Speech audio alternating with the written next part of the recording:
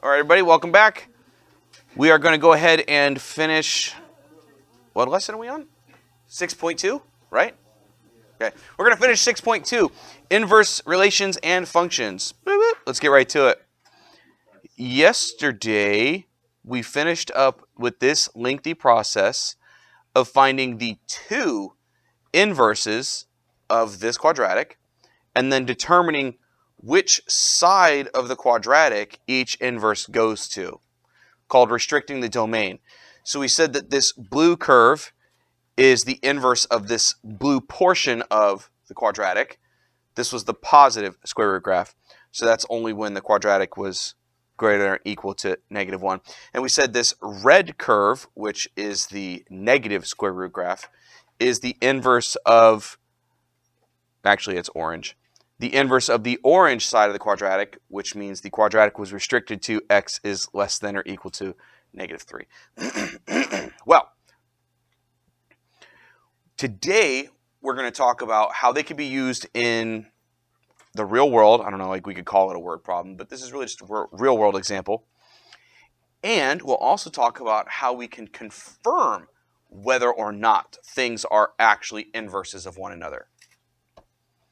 So first, a formula for converting temperatures from Celsius to Fahrenheit is right here. But I will tell you, I typed it and I made a mistake. It should have said capital F of X, because this is the formula that turns Celsius back into Fahrenheit. So this is the Fahrenheit temperature when I know the Celsius temperature. Okay.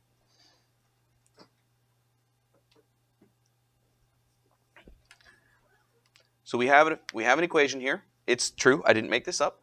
And this will take any degrees in Celsius and turn them into degrees in Fahrenheit. We're going to find the inverse function of this. Just so you know, just so we can test it and show you that it's true, who in the room knows what temperature water freezes at in Celsius? 0 is the Celsius water freezing temperature. So if you were to take Celsius as 0 degrees and plug it in right there, you get 9/5 times 0, which is 0. 0 plus 32 gives you the temperature in Fahrenheit that water freezes at, 32 degrees. And you can do the same thing for boiling. Water boils at 100 degrees Celsius. 9 times 100 is 900. 900 divided by 5 is 180. 180 plus 32 is 212 degrees Fahrenheit, the boiling temperature of water in Fahrenheit. Okay. So let's find its inverse. You guys remember the very first thing I have to do when I want to find an inverse function? What do you have to do? Yeah, we're going to have to switch those x and y values, which means we need to realize that capital F of x is a y value. So let's go ahead and switch x and y.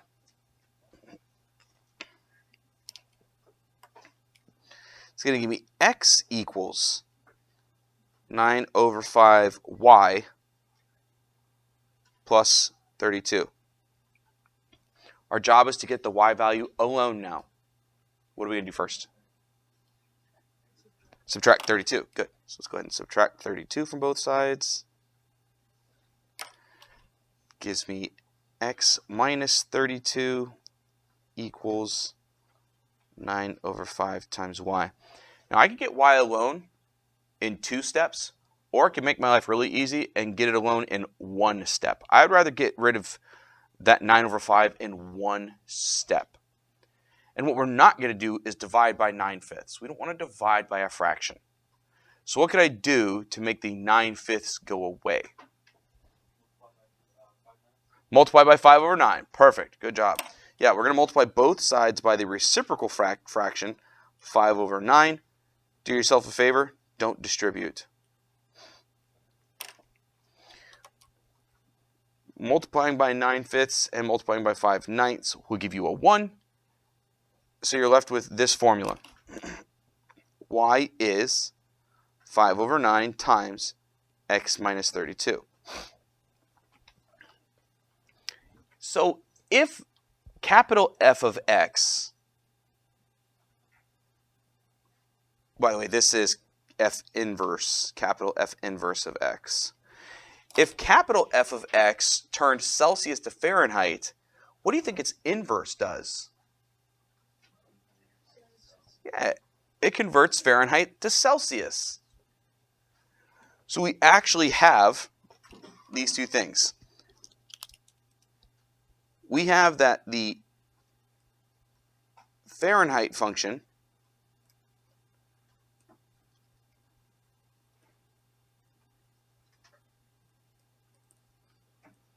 converts Celsius to Fahrenheit, and we have its inverse function,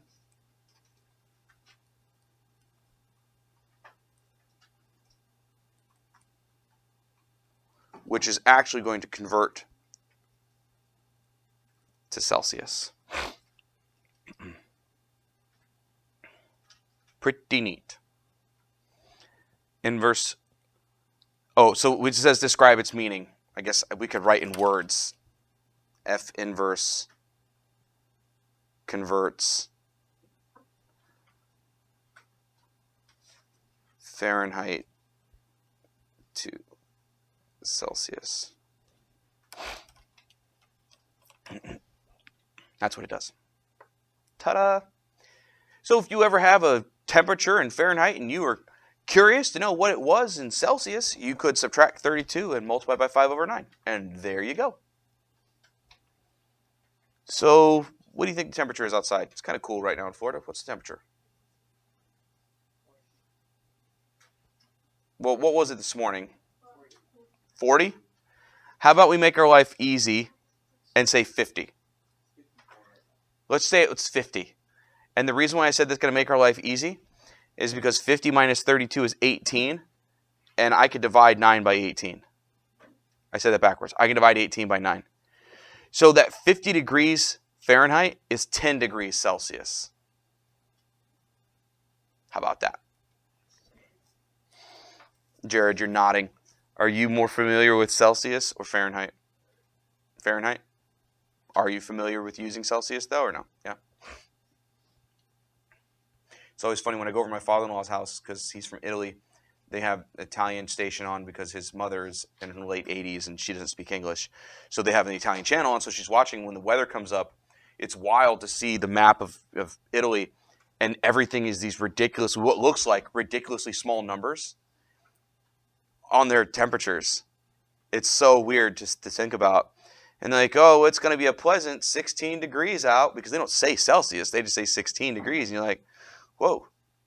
That's like, is that cold? I don't know. Is 16 degrees cold? Let's say 15. 15 is an easy number here because I can divide by 5. 27 plus 32, 69 degrees Fahrenheit. So if it's 15 degrees in Italy, Celsius, that's 69 degrees Fahrenheit. It's just weird to think about, you know? No. Any computer nerds in the room like me? Maybe? No? Do you build computers? Do you ever monitor how hot your CPU gets? Oh, then he's not a power nerd then. Because when you're monitoring how hot your components get for computers, everybody uses Celsius. It's just an easier number to work with. Celsius is awesome.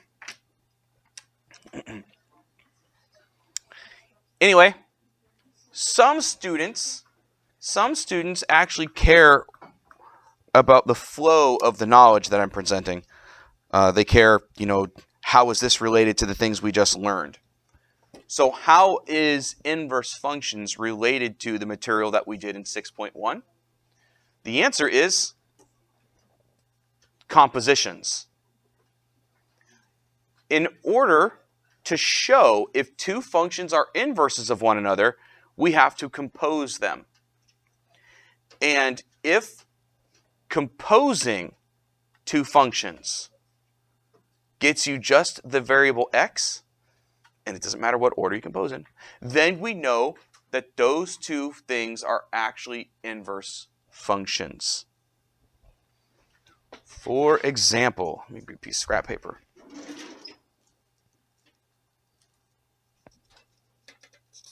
If we use the two equations that we just got, our Fahrenheit function and our Celsius function. We know that they're inverses of one another. But Fahrenheit of x is, I've already forgotten. Yeah, I was going to do it right. 9 over 5x plus 32. Celsius of x is 5 over 9 times x minus 32. If we compose these two things, if we find f of c of x, oops, there. You take your 9 over 5, you used to have an x sitting next to it, there's your plus 32, and here you drop in Celsius function.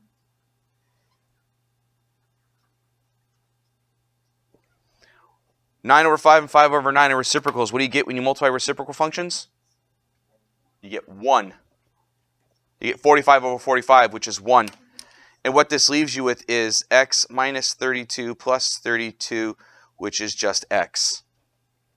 So because composing them gets you back just x, you could say they're inverses. Now, in order to prove it, technically I would have to compose it in the other direction as well. You do have to test both. They have to both work in order to say they're true inverses. I had some people in period 1 not quite sure what was going on here, though. Here's what this is doing. Remember when I said, let's figure out what 100 degrees Celsius is in Fahrenheit, and we got it was 212? Remember doing that? So let's do it this way. We know that if we plug 212 into this, we should get the number 100, right? So it does this.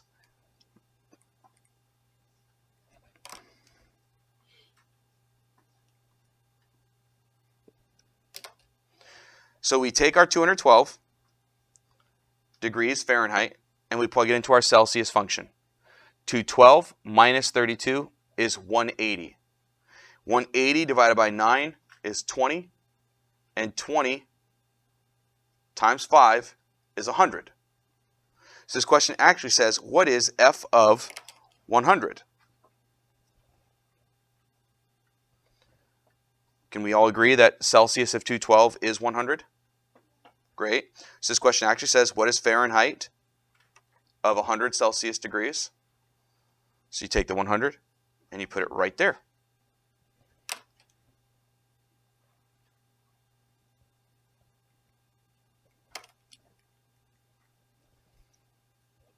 That's 180 plus 32.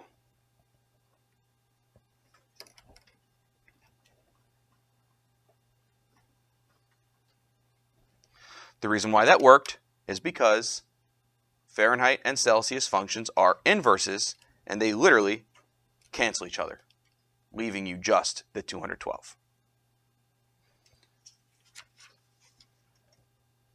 So this says, if we compose our two functions, and it doesn't matter which one goes inside of the other one, if they both give you back just x, literally as if f and g just cancel each other, like these two reciprocals cancel each other.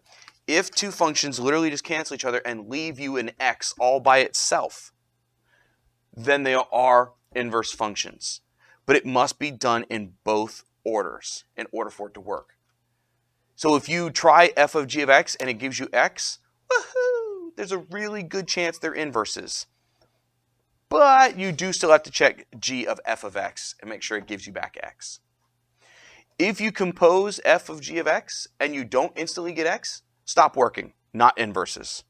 You don't have to check the other one. If it fails one of them, they're not inverses. It has to pass both to be inverses. So what do inverse functions do? Maybe that's the question to ask. We've always discussed inverse operations, right? How do I cancel a plus 2? Minus 2. The reason why we could say they're inverse operations is because they cancel each other in either order.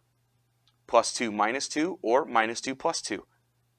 Either order, they cancel each other. Inverse functions can be thought of as just a string of operations. And if I could do a string of operations, I should be able to do a string of operations in reverse order as well to cancel all of the original operations out. They are just canceling each other. Cool with that idea? That's what inverse functions are. They're just a string of inverse operations done in the correct order to cancel out everything an original function does. So these two, I'm telling you that f of x is square your x and then add 1. I'm telling you that g of x is square root your x and then subtract 1. They seem like inverse functions, don't they? Because those are the inverse operations, correct? I mean, square roots cancel squares, and minus 1, that cancels plus 1. So these things appear to be inverse functions. But how do we prove to ourselves that they are or not? You compose. You plug one into the other one. And if you get equals x when everything is simplified, yay, inverses, as long as you check both compositions. So let's go ahead and plug one into the other one. I don't care which one we do. Which one you guys want to do? You want to do f of g or g of f? Somebody said g of f first. Let's do g of f. Let's do g of f of x. Because they have to both work to be inverses anyway, so it doesn't matter which one we try first. So what I'm going to do is, everywhere g had an x, I'm going to have a set of parentheses. And in that set of parentheses, I'm going to drop in f of x. This is one of those times where the parentheses really weren't necessary.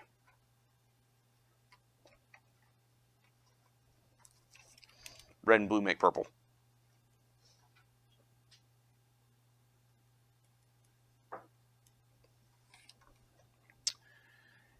Does the square root bar take the square root of the x squared and take the square root of the plus 1? No, you can't do that. Why do you guys keep trying to do that? I can prove to you very easily that you're not allowed to do that.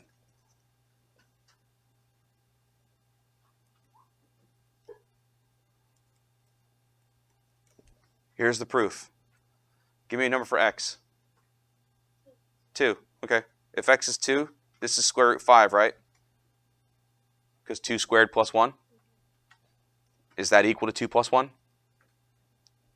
Okay, you can't do that. Stop trying to do that. So no, you can't simplify this. This is done. That's it. There's nothing else you can do. Does that equal x? No, it equals square root of x squared plus 1 minus 1.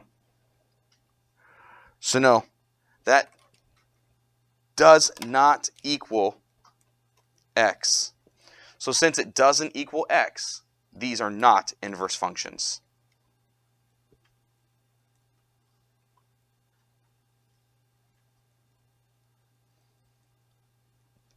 But darn it all, they look like it, don't they?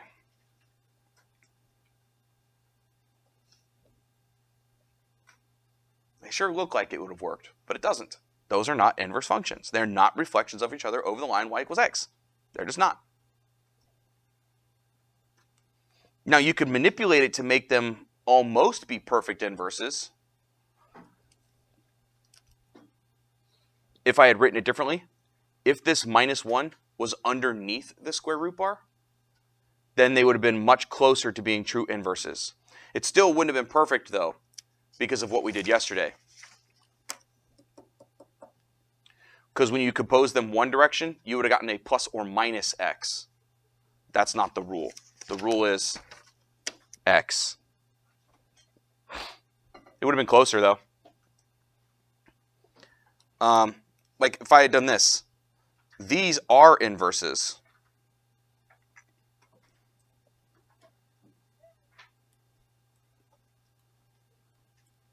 Those are inverses, and it's really easy to show.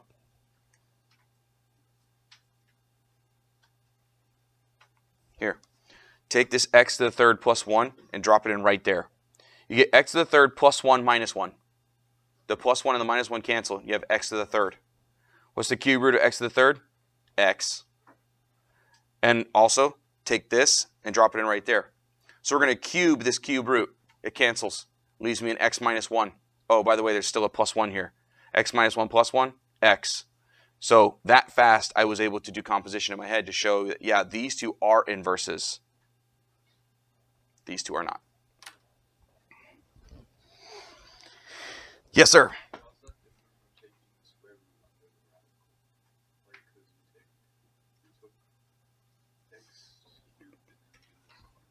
So you want to know why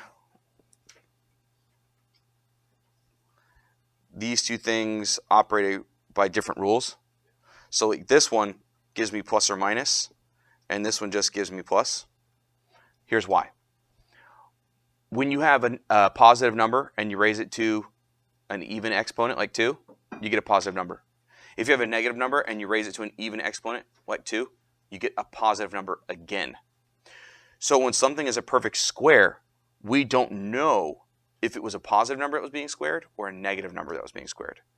But cubes, fifths, sevenths, any odd power, you raise a positive number to an odd power, you get a positive number. You raise a negative number to an odd power, you get a negative number, and that's why. So it's really just square roots and squares that play dangerous games, because in this order, you get a plus or minus. In this order, you do not get a plus or minus. Because the only way you were taking the square root of this number is if this number was already positive, right? But this x squared could have hidden negatives from us and we never would have known. So that's why when we compose square roots and squares, we have to restrict our domain. Because in one order of the composition, you get a plus, and the other order of composition, you get a plus or minus. And that creates an issue because we can only get positive x if we're going to show that they are inverses. That's a good question. Here we have more of a real world example. It's not really even a word problem. It's more of a real world example. I've given you the formula for the volume of a sphere based on the radius. And then I've given you a formula for the radius of a sphere based on the volume. Our job is to figure out if they're inverse functions or not.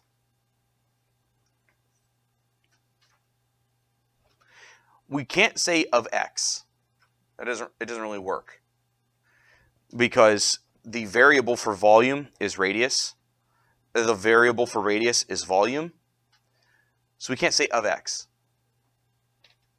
So when I compose them, I am going to have to use the setup I don't really enjoy all that much. I'm going to have to use the little o for of.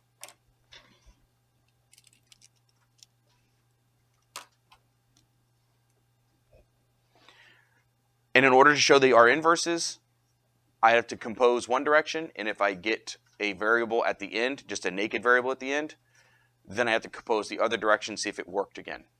Okay? So let's find v of r.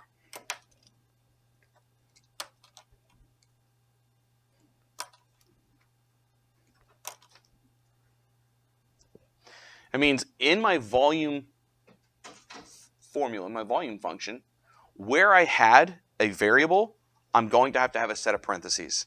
R was the variable. 4/3 pi variable cubed. And that's where I'm dropping in the r function. And the r function is cube root of the fraction 3 volume over 4 pi. Immediately off the jump, we have a cube root being cubed. Those are inverse operations. They cancel each other in either order. There's no plus or minus. It's an odd root. Odd roots don't worry about that.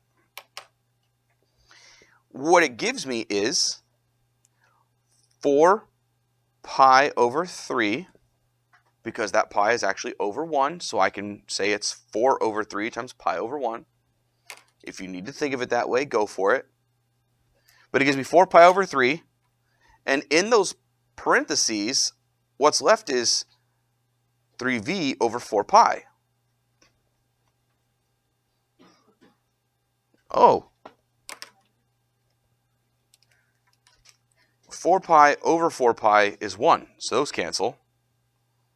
And 3 over 3 is 1, so those cancel. Oh.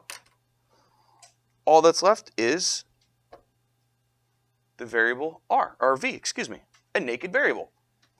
So that is very powerful evidence that these are inverse functions. But I do still have to check the other composition. This one's, yay, a result I wanted. A variable all on its own. But I do have to check the other order of composition and make sure it still works.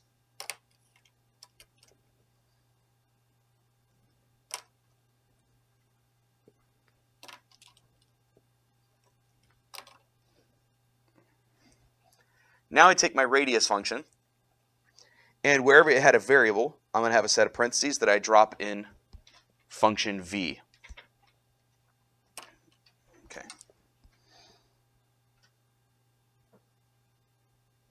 Cube root of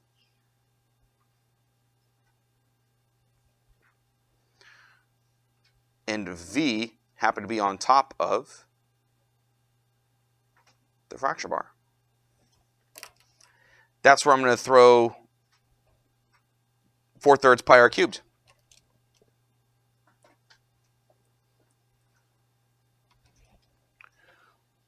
Oh, look, this says times 3 divided by 3. Times 3 and divide by 3 cancel each other out, don't they? Yay, canceling.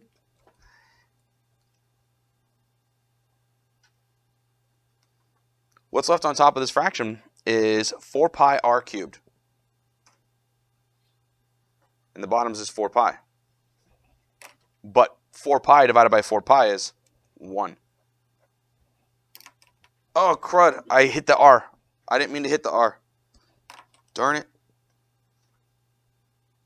That was an accident. I got a little too carried away with my slashing. This leaves me the cube root of r cubed. The cube root and the cube cancel each other in either order, giving me just the variable r. So again, yay! A bare variable. These are inverse functions.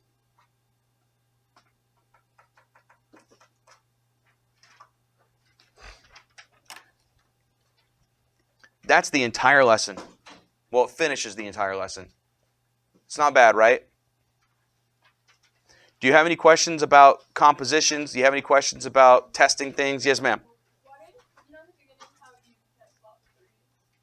Yeah, in this, okay, yes.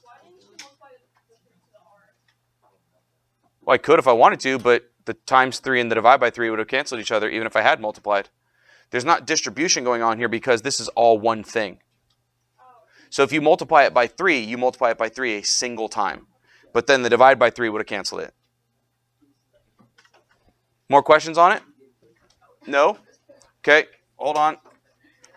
Throw my nerd sign on there and stop the video. Thanks, nerds.